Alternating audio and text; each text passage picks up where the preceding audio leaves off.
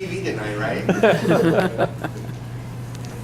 I played Hollywood last night, and half the people that I knew that bought tickets to see me didn't come. But then I found out that Cher was on TV. And I was like, there you go. There you go. You play West Hollywood and you're surprised if Cher's on TV that night that half the people that bought tickets don't show up. In Psalm 47, it says, clap your hands. All you people. Clap your hands, all you people. Shout unto God with the voice of triumph. So, I don't know.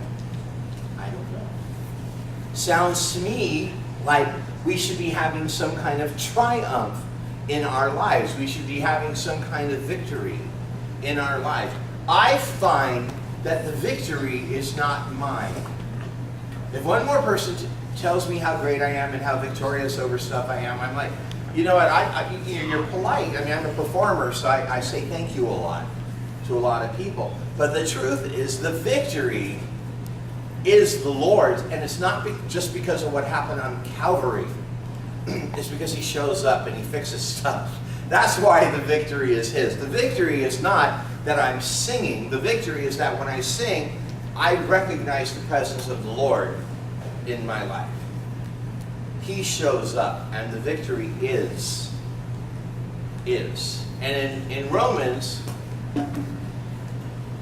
Paul quotes Isaiah, and it says that every knee shall bow and every tongue shall confess that he's the Lord. And, excuse me, and whether we do it in this life or in death, every human being is going to know exactly who Jesus Christ is. Every human being is going to know. They're going to find out you're a Christian. They're going to find out that Jesus is Lord. This is not a secret we can keep. So this thing that we do where we stuff our Christianity way deep inside of us and we're afraid to express it is silly, because they're going to find out in this life or the next. They're going to find out. They're going to find out. Wouldn't it be better if they found out from you? Wouldn't it be better if they found out before it was too late? Wouldn't it be fun to take a playlist of your favorite songs, favorite songs that glorify God, and then, of course, wait till no one's home because we're going to dance around like idiots, and put it on and sing a bunch of songs. And while you're doing it, make some dedications. I dedicate this song to my brother. I dedicate this song to my friend. I dedicate this song to my teacher. I dedicate this song to my mom. And dance around and enjoy some really great music that you like. What you're doing is called intercession. And intercession is hands down the most powerful ministry on the planet. We call these people prayer warriors. And if we're calling them that, we usually aren't one of them. And the prayer warriors are the people that weren't given charisma. Not charisma, Holy Spirit charisma. I mean pizzazz. This stuff that love me or hate me, I got it and you don't stuff. That's just the reality. That's just the reality. I call it rock star swagger. My accountant will not let me put rock star on my tax returns as my profession. She won't let me do it. I said, but that's what I am. And she goes, I get it, please. You don't get to put it on your tax return or you'll get audited. No one likes a rock star. And I go, oh honey, everyone likes a rock star. They just hate the fact that they can't be one.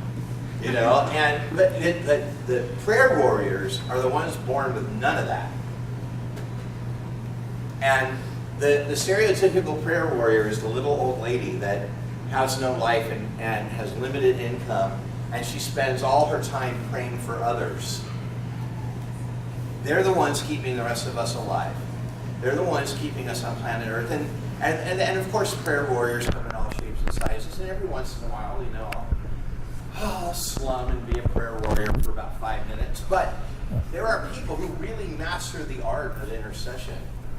And in Foursquare especially, it's really recognized and understood what that actually means.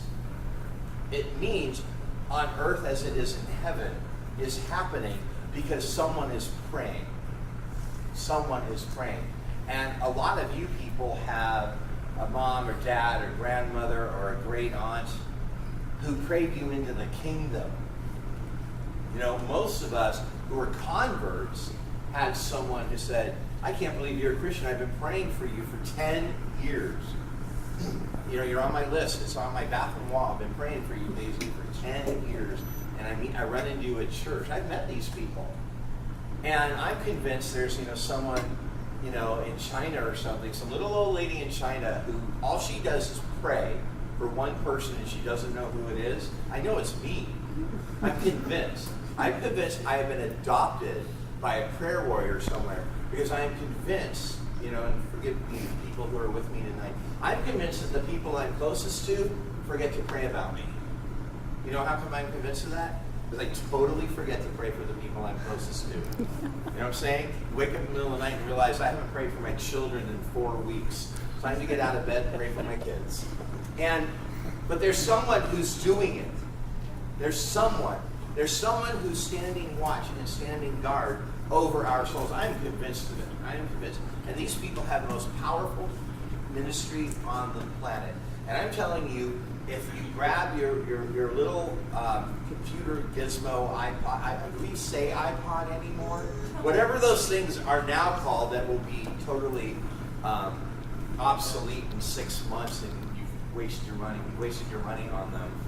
Whatever they are, if you put on songs that glorify God, that make you happy, and sing along and dance around, you get your cardio in, which when you're my age you'll appreciate, and because most of us don't turn out like Cliff, I hate you, and you will automatically be dancing in the throne room of the Most High God, worshiping the Most High God, glorifying the Most High God.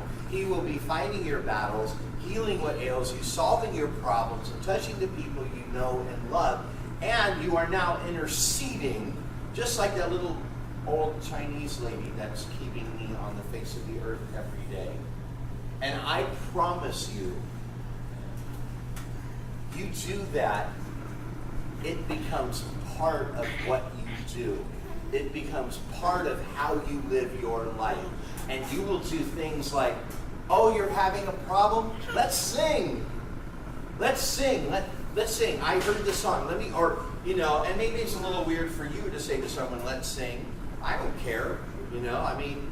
I've had to get over all the awkwardness of singing in public, but, let's go watch a video on YouTube. Let me show you this song. Look what the song says about what the Lord can do. We are sharing the gospel with ourselves and the people we know and love just by learning to incorporate music and fun and a little self-expression and loosening up a bit into our lifestyle. And by doing so, we will change our own lives, and we will change the lives of those around us. And more importantly, believe it or not, we will glorify God in heaven. And all we have to do is just sing along. Thank you guys very much.